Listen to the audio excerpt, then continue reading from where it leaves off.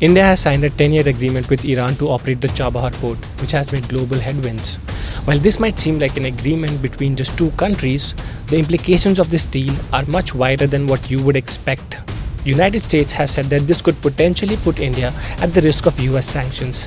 But why is this port important for India? Why is US not happy with this deal? And how does China come into the picture?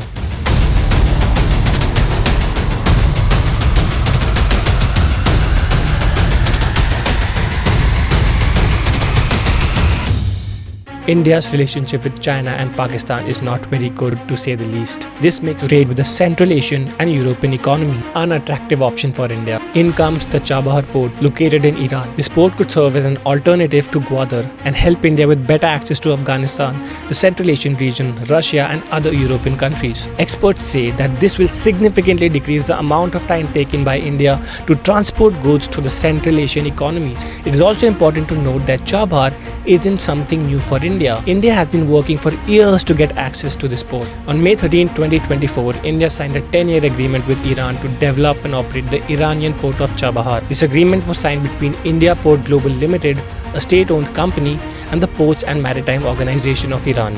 As a part of the deal, the IPGL will invest approximately $120 million into the project along with $250 million via debt financing. Here's how the deal has progressed over the years. Back in 2003, India signed an agreement with Iran to help develop this port. Then in 2016, a contract to develop this port was signed between the two countries. And in the same year, a trilateral agreement was signed between Afghanistan, Iran, India to establish an international transport corridor which would include Chabahar as well. In 2017, India signed a contract to equip and operate the Chabahar port. The same year, Delhi commenced the supply of thousands of tons of wheat grain assistance to Afghanistan using the Chabahar port. India's latest agreement will finally give it access to long-term operations at the port. A point being that this did not happen overnight and the Indian government has been working in this direction for years. The deal brings with it a web of geopolitical complexities, from the US to Russia to China. Everyone has the stakes in the game. Wondering how? Let's dive into it.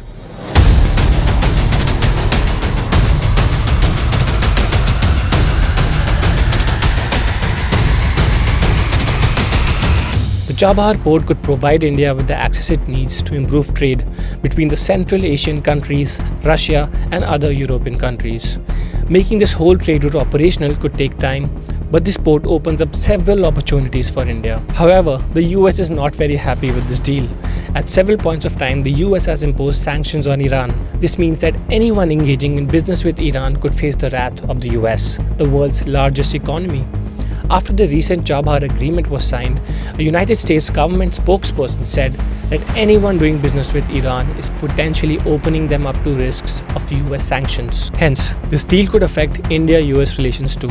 But it is unclear if this was an actual threat or if they were just putting on a tough person show. For a country like India, you don't need to be afraid of what the Americans are saying. Because then, listening to these Western powers could it make India's foreign policy completely dependent on these countries. So we'll hardly have any degrees of freedom in terms of conducting our foreign policy.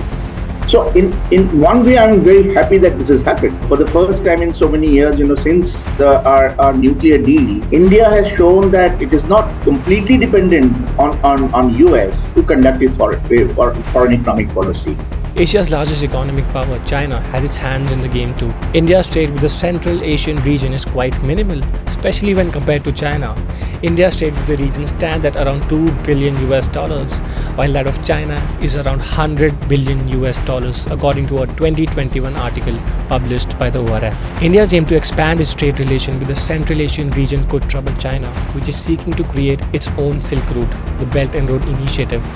BRI is an initiative by China that aims to increase Chinese investments in other countries and facilitate trade. India has chosen to stay out of it. With this port, India will be able to better access the Asian and European countries that are currently a part of the BRI.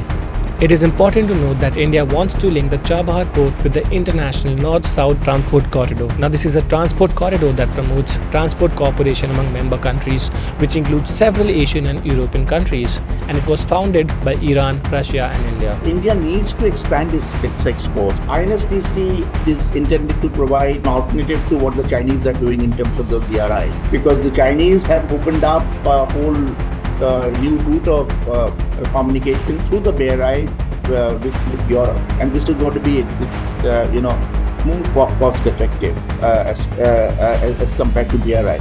Connecting both of them could enhance India's trade opportunities with several countries, including Russia. Now, this is something that the US would not be very happy with. Currently, the US is one of India's top merchandise trading partners, and in recent times, the relations between the US and Russia have strained further due to the Russia-Ukraine war. The US has imposed several sanctions against it, arguing against the regional conflict in Ukraine.